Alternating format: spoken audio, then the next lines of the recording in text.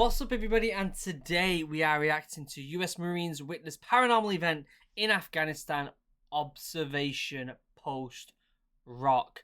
This is by your boy, MrBallen. The guy's an absolute legend at storytelling. He's genuinely one of my favorite people on YouTube. I think his method of storytelling is fantastic. His research is fantastic. His videos are amazing. Yeah, I can't get enough of him, and I'm very excited to learn more about this one. But before we get started, as per usual, members, you're amazing. I love you. I couldn't do this without you. I honestly couldn't make videos every single day if it wasn't for you members. So thank you for supporting the channel as much as you do. Link down below to all my socials, including the 2 links to Discord, the military link for everyone who wants to join the military, fitness for the military and all that good stuff, and then the geek link, which is for all things SCP, Halo, Metro, Warhammer, D&D, Star Wars, all that good stuff. Also, link down below to the podcast and the Twitch stream, where I stream Mondays, Wednesdays, and Fridays, which I'll be streaming today at 12 noon Eastern. If you want to come over to Twitch and have some fun and have a good old chinwag, and if you can't catch it, we do upload the streams a couple days later on my second channel, Original Human Geek, link down below. Obviously, I also leave a link down below to MrBallen's OG video, because he deserves all the love he can get, because he's amazing. Also, you guys, and last thing, because I know this is a very long intro, you guys might have seen the poll that I did on my community page about what game to play next. It had like Red Dead Redemption 2, Resident Evil, what's that other one? The other scary one, and a few other ones. But I'm not sure what to do, because Red Dead Redemption 2 won, but it's a really, really long game. So I might have to wait until I finish Metro or Halo and use it as a dedicated day for videoing, because it's a long one. So I might do the other one, which was the other one? It was, where is it? It was Outlast. That's it. Could be out of Outlast or Resident Evil. So I might start one of them two over the weekend. Let me know in the comments which one you want me to start. Okay, massive intro. I'm really sorry. I had to get all that out of the way. Don't think there's anything else I need to say. But for now, let's shut up and let's watch some MrBallen and let's see what he has to say. The paranormal does not really have a place in the military, despite what anybody tells you. It's just not something that gets discussed. It's true. Now, I was a bit of an anomaly. I was in the Navy for 7 years. 5 of those years were spent on a SEAL team, and maybe because we were in such small teams, people had to put up with my weirdness and my interest in, the strange happenings around the world. But, really that was an anomaly. And I think it comes from the culture inside the military, where you have a group of people that has such a intense job that's so rooted on practical approaches to problem solving. There is no time to be theorizing about how demons and ghosts and things that are out of this world are having an impact, because we need to focus on what's happening right now in front of us. There's no space for anything else. I couldn't agree more with him right there. I actually don't remember any time, maybe once or twice in training, but I don't remember any time at a unit where we spoke about anything paranormal at all, like at all. So yeah, in training it happened a few times, but not at a unit. And so when you do hear stories coming out of the military that are paranormal in nature, it isn't that you should inherently believe them, but rather you should understand that if they have come to the conclusion that this is paranormal, they have ruled out virtually everything else. And so today I'm going to share a military paranormal story that happened in Afghanistan in 2009, when 8 US Marines were stationed at this very isolated observation post in the middle of Helmand province. And some very strange things happened out there that the Marines that were there believe are still plaguing them to this day. So Helmand province was actually where a bunch of the lads from the Royal Marines were at. Yeah, I think that when it comes to the military and stuff like this, I feel like he has a good sense of what the situation is, where they've ruled out everything. There also is another thing as well, where a lot of rumors go around the military very quickly. So there's that side of it where they do rule out everything, but the other side of it is there's a lot of rumors that go around, and a lot of, like fun kind of, I don't know, like stories of what's happened on operation, if that makes sense. So whether it's true or not, I think it balances out with the hardcoreness of the military, not saying exactly what's real, and then the kind of gossiping that happens in the military. I kind of feel like it levels it out a bit. So I don't know. Let's see what the story is, and we'll go from there. Okay. But before we get into today's story, if you're a fan of the strange, dark, and mysterious delivered in story format, you've come to the right channel, because that's all I do, and I upload 3, 4, even 5 times every week. So if that's of interest to you, I would encourage you to play Ding Dong Ditch on the like button's house, and then also subscribe to this channel and turn on all notifications so you don't miss any of my weekly uploads. Please go and like the video and subscribe to his channel. I'll leave a link down below. He genuinely is amazing. All right, let's get into today's story.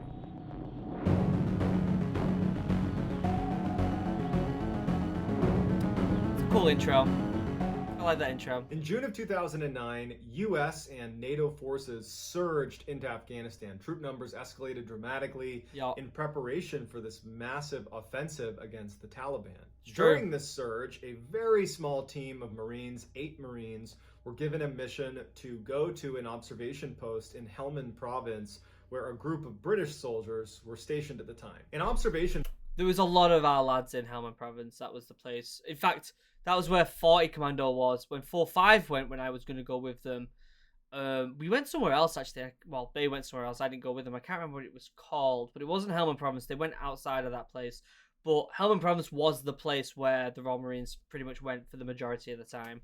Post, or OP, as it's called in the military, is any location where you're able to observe, hence the name. Most OPs, if not all OPs, are located on high ground because that provides you the best view. OPs are very strategically valuable. You have the higher ground and you can see what's going on around you. And so as a result, OPs become prime targets for attack. Now, the OP that these Marines were going to, OP Rock, was a little bit unique.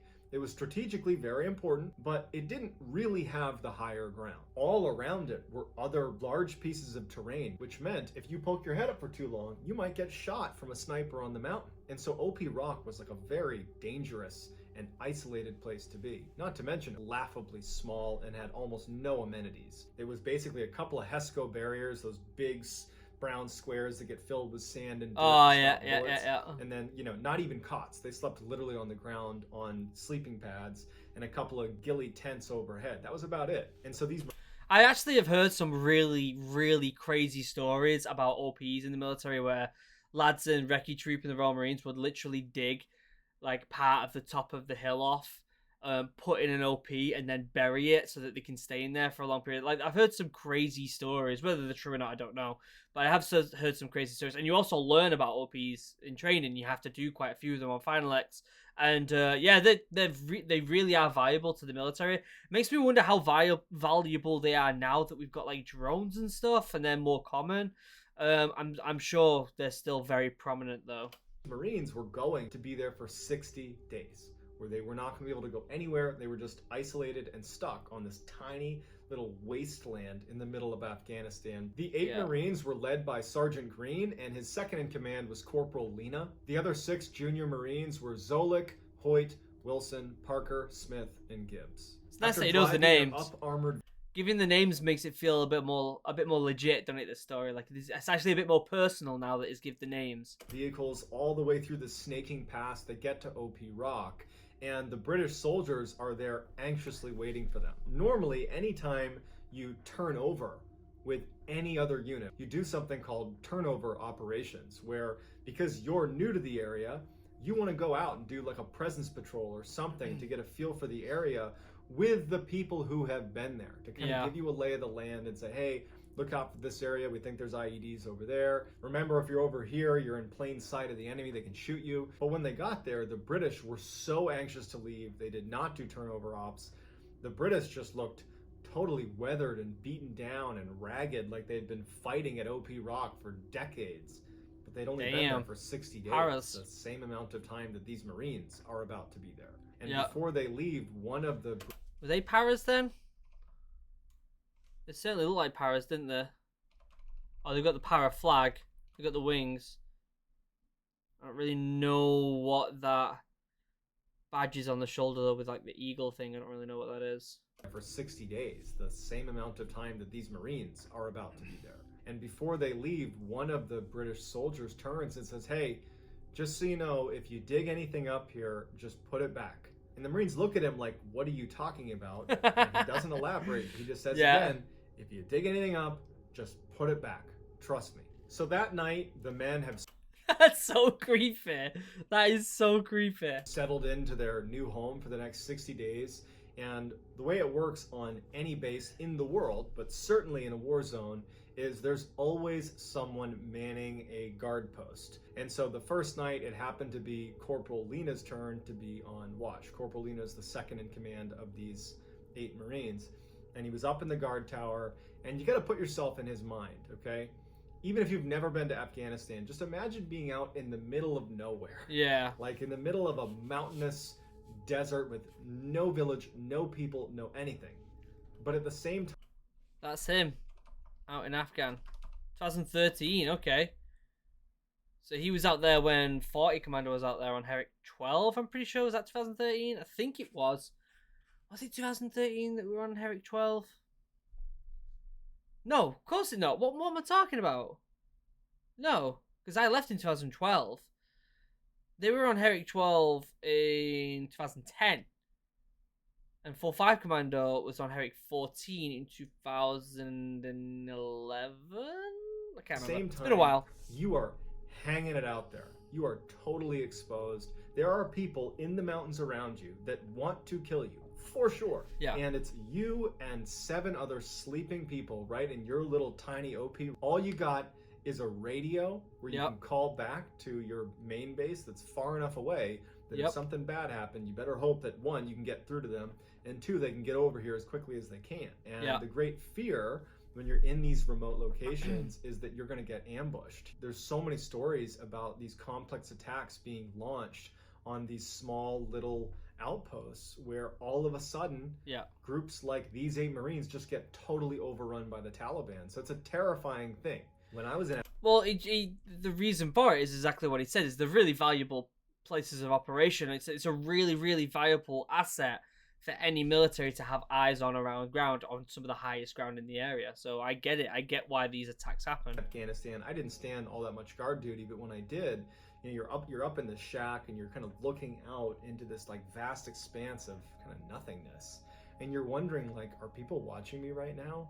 You know, is someone taking aim at me right now? I mean, you're protected and you're doing all the things you're supposed to do, but nighttime in Afghanistan, standing guard duty, it's very eerie. And so this first night, Lena is up there. It's very quiet, and his radio that's right next to him, like imagine like a big walkie-talkie, right? Military grade radio. It starts crackling. Military radios, at least American military radios, are from the 1950s, and they. So he's starting to get into the actual story now. So we spent a good 7 minutes of build up on this, which I absolutely love. You can't have a good story if you don't have enough build up, and this guy is the master of build up when it comes to these stories. Basically not changed. They're very durable and they work, but it's not uncommon for them to falter, and that's why we have people that specialize in just radios that can fix these things for us. Because if you lose your line of communication, you're screwed. Yeah. And so he's sitting there and he starts hearing crackling on the radio. And so he notices it, but he doesn't think much of it. And the crackling stops, and he's looking out into the mountainside, and he's kind of looking around and just doing his typical guard duty. Then the crackling picks up again, and he thinks he can hear someone speaking in the radio. It didn't sound like English. It didn't sound like even words necessarily, but it was a little bit louder. Now he's really paying attention to it. Because he was worried his radio might be going bad, he first took the battery off, looked at it, blew it off, reconnected the battery, rebooted it, and put it back down. And he's a little more keyed into his radio. And then a couple minutes later, he hears this crackling, and now he can clearly hear someone's voice. And it sounds like Russian. He thinks someone is speaking in Russian. This is an encrypted radio. You're not picking up random signals all over the place. You only are picking up people that have your crypto, and it doesn't make any sense to pick up somebody else's voice. This has to be someone on your team. And so he thinks, okay, I'll check in with the main base, because my guys are all asleep right here. They're all sleeping right there, 7 of them. There's no beds. They're laying on the ground right there. I can count them. No one's on the radio. So he picks up the radio and he calls into the main base and he says, hey, is anybody pushing traffic out this way to OP Rock?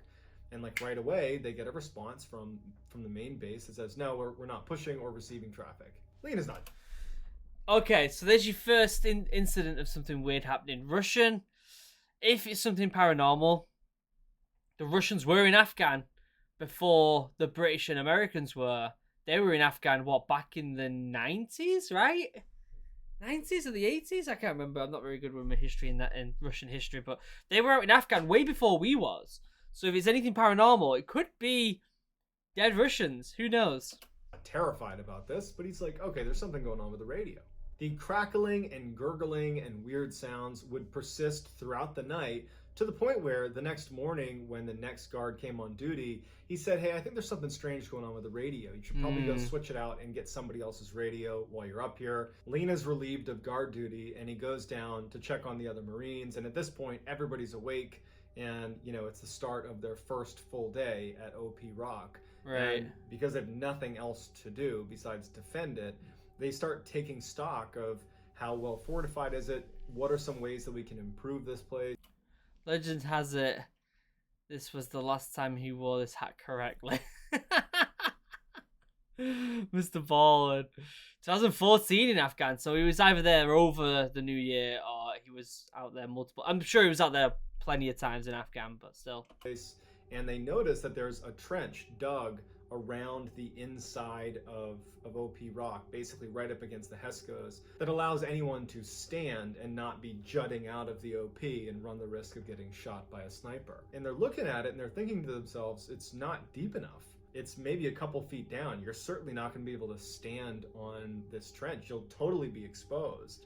So here's the digging then. Why didn't the British, who were here for 60 days, why didn't they dig a deeper trench? And so Lena and the rest of the Marines decide they're going to spend that day digging the trench a little bit deeper and a little bit wider. As they're digging, Lena hits something metal in the trench. Oh, geez. He pulls it out, and it's like this metal stake, like an engineering stake. And he brushes off the dirt on the stake, and he's looking at it, and he can see some foreign writing, and it looks like Russian writing. And he's thinking to himself, oh, that's not that weird. Back in the 80s, the Russians were here. So it was the 80s then the Russians were there, yeah. Okay, that makes sense. It's totally possible that they may have left some of their gear here and it got buried. About 10 meters away from Lena is one of the younger Marines named Wilson, who's digging, and at some point he hits the ground and like a pocket in the soil opens up. And he sees there's some pottery and some pieces of what look like ceramics that are inside of this hole. Oh, and after pulling out some of the plates and pots, they pull out a huge human bone, a femur, your leg bone. They ultimately decide to tuck the leg bone back into where it was, and they stop digging in that area, and they continue to dig in the other sections of the trench. But they couldn't dig more than a couple inches before running into more human remains. And by the end of the day, they had unearthed dozens of skeletons inside of this trench. And so they realized that this is probably what the British meant when they said, if you dig something up, put it back. A couple of weeks go by, and the Marines at this point have accepted that they live in a very creepy place. And on day 13 of being at OP Rock, Hoyt, who had just turned 20 years old, is up on guard duty. As he's sitting there, he starts getting this really uncomfortable feeling that someone is right behind him. And so at one point, he turns around to look at what's behind him, basically looking back into the camp itself. And now, coming from outside the wire where he had just been looking, he hears this horrible, blood-curdling scream. He turns around and he's looking out. He's got his night vision goggles on. He's looking around for anything. And all of a sudden, a couple hundred meters away, he sees a man running between one bush to another bush. Now, they know that at any time they could get attacked. So they're not thinking... Wake the boys up. You gotta wake the boys up at this time, guys. This could be anything other than the Taliban coming to attack them. And so the other Marines have jumped up because they heard the scream, and they're looking to Hoyt to be like, what's going on? Hoyt is saying to them, I got a guy, he's about 200 meters away. I just saw him running right to left. Lena runs over to the edge of the Hesco, and he raises his rifle with a thermal imager on it, and he's looking out, and there's no heat signature out there. It's totally cold. There's no animals, there's no people, certainly, there's nothing. Okay. Lena is yelling to Hoyt, where is he? Where do I need to look? And Hoyt's saying, he's right there. I just saw him go behind that bush. Guys, this is starting to creep me out now. This is starting to creep me, because I know what what he's gonna say. He's gonna say that, you know, there was no Taliban there, and there was people just running around in the bushes, and every night they heard more gurgling and crying stuff, and... gives me bad vibes. Lena is looking out, and he can't see anything on thermal, and he's like, I don't see anything. There's no one out there. The Marines also had a dog that they inherited from the British soldiers that had been there. Her name was Ugly Betty. They loved Ugly Betty. They took care of her, and she was apparently really good at identifying when people were coming towards the OP. Dogs are very common out in Afghan. There's stories of people actually adopting the dogs that they meet out there and bringing them back to England and all sorts of stuff. So she was a great watchdog. And this whole time, she had been looking in the same direction that Hoyt had seen this figure, and she is barking like a maniac. And even after they're looking with thermal and they can't see anyone out there, they can't get Betty to calm down.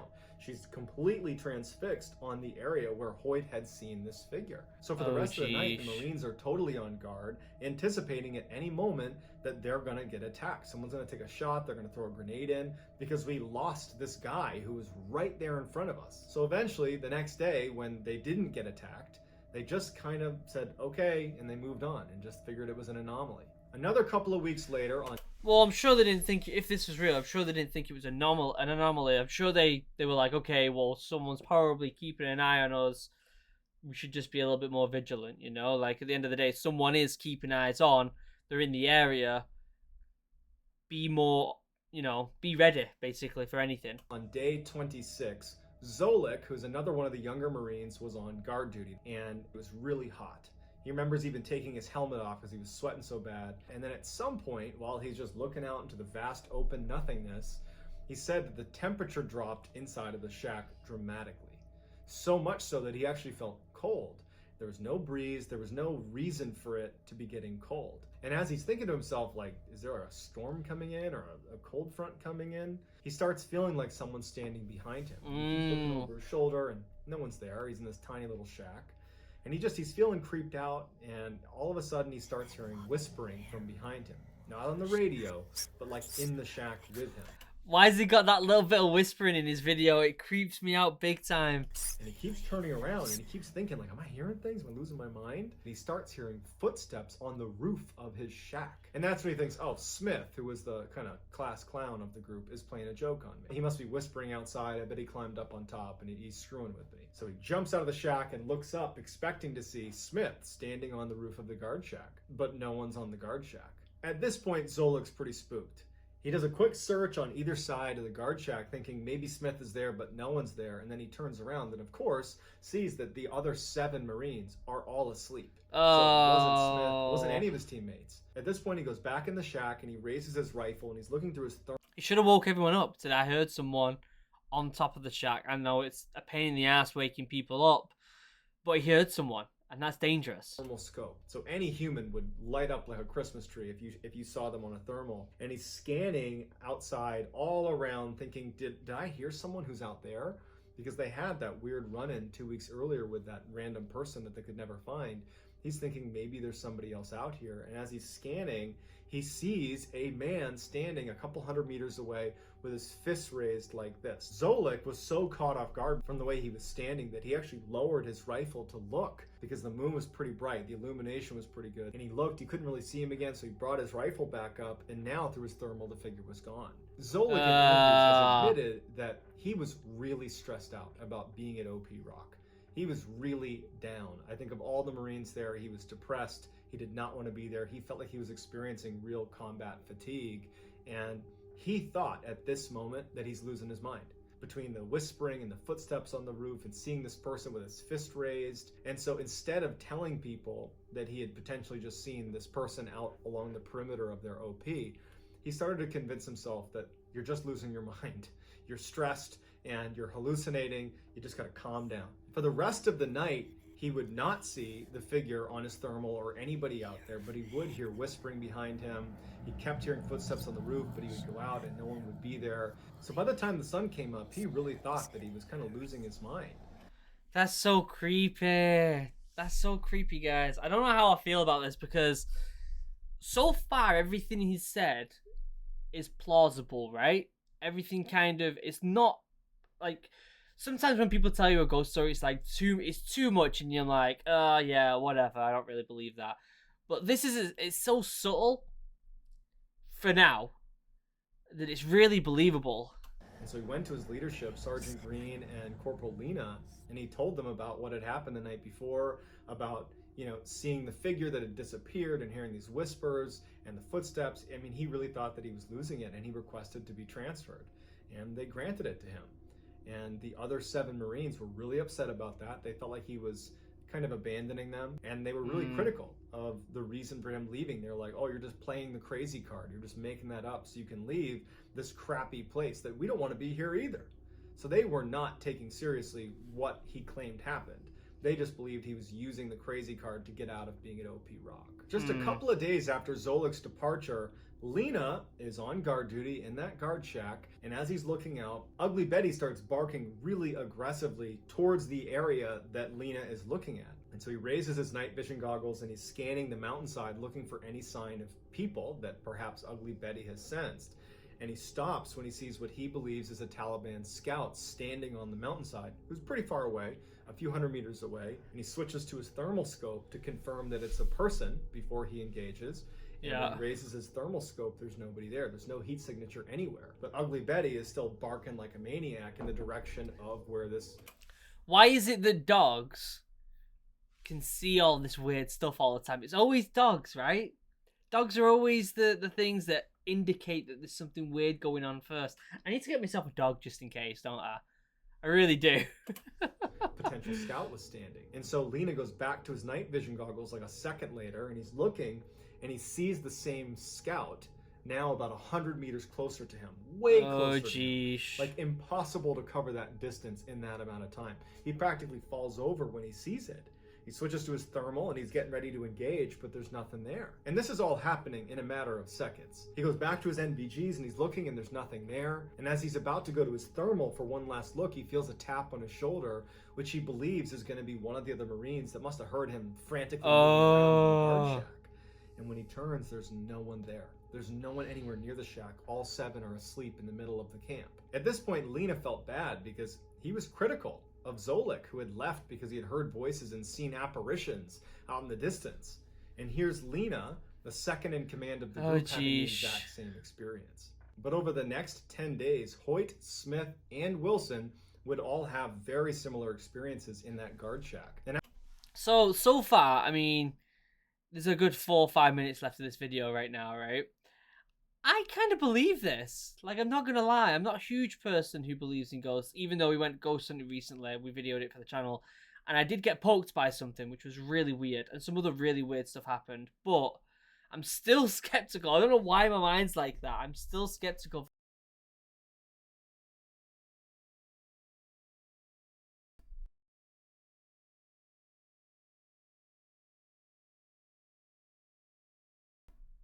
Wait, we're back. Okay. And not me, Mike. Yeah, I'm still really skeptical. I don't know, but this sounds very believable. And after a while, they all began sharing their stories, and they all realized that Zolik probably wasn't lying.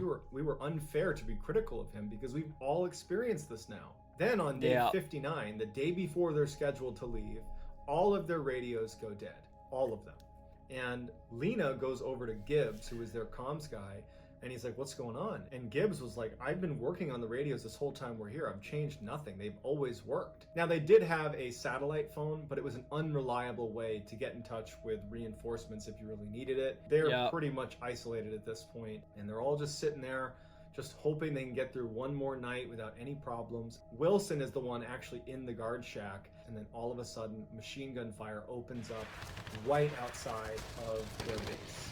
And Wilson is totally caught off guard. He has no idea where it's coming from. He's trying to call it out to the guys where they're getting shot from. And all the other Marines are scrambling to the walls. They're taking cover behind the Hescos. And as they're laying there, Lena runs up into the guard shack with Wilson. He's like, he grabs him and he's like, where are they shooting us from? And Wilson's like, I have no idea. And it's like, it's so loud. There's all this gunfire coming in at them. And as Lena and Wilson are trying to figure out where this is coming from, they hear the distinctive sound of an RPG being fired with a bucket grenade. It's like a whistling sound, and they know it's going to hit them at any moment. The two of them brace for impact, and they hear the sound of this RPG smashing inside of the OP, and the machine gun fire is just continuing. It's a non-stop. And so a couple of the other younger Marines... This guy's so good at telling stories. I'm absolutely gripped by this right now. Basically low crawled their way into the trench where they were protected from these rounds, and they're thinking like, we got to make sure no one's in the trenches. And so they start clearing the trenches, but no one's in the trench. And it's just this constant barrage of gunfire. They have no idea where it's coming from. Yeah. And then just as suddenly as it started, the gunfire stops and it's silent. As soon as the shooting stopped, the Marines did not just poke their head up and say, right, it's fine now. If you're being shot at, you assume that even if there's a break in the gunfire, they're going to start shooting at you again. Yeah. And so for hours, they're just like waiting for the next round of fire to start, but they don't even know where it's coming from. And they're kind of isolated and exposed. So they're all just kind of like hunkered down against the Hescos, waiting to respond to the next volley of fire. Yeah. But it never comes. And when the sun comes up, they're able to take stock of the damage to their OP from all the machine gun fire and from the rocket-propelled grenade. But there's no damage. No one had ever been shooting at the OP. There was no damage. So they had no explanation for it. So when reinforcements arrived, they just wanted to pack their stuff up and get the heck out of there. And they did. After leaving OP Rock, very shortly after, Smith, Parker, and Diggs, 3 of the 8 Marines that were there, were all killed in Afghanistan in separate instances. That's really sad. Sergeant Green, who was their leader, was very badly injured in an IED blast. Lena believes that when they were digging out those trenches and finding all those bones, that they unleashed something. It turned out a lot of people had lost their lives on that little strip of rock.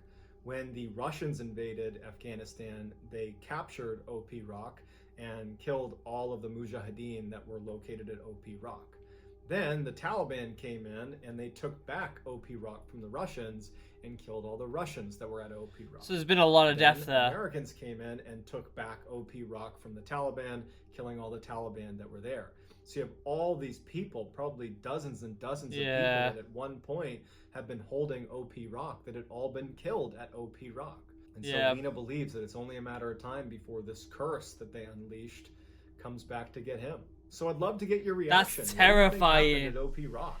Is this paranormal, or is there a rational explanation for this? Let me know in the comments, and I'll do my best to get back to as many of you as I possibly can. If you enjoyed this story and you haven't done this already, please play Ding Dong Ditch on the like button's house, and then also subscribe to my channel and turn on all post notifications so you don't miss any of my weekly 3, 4, even 5 video uploads. If you have a story suggestion, we have a subreddit just called MrBallen. It's linked in the description below. You can submit your stories there. And if I intentionally use your story, I will certainly credit you.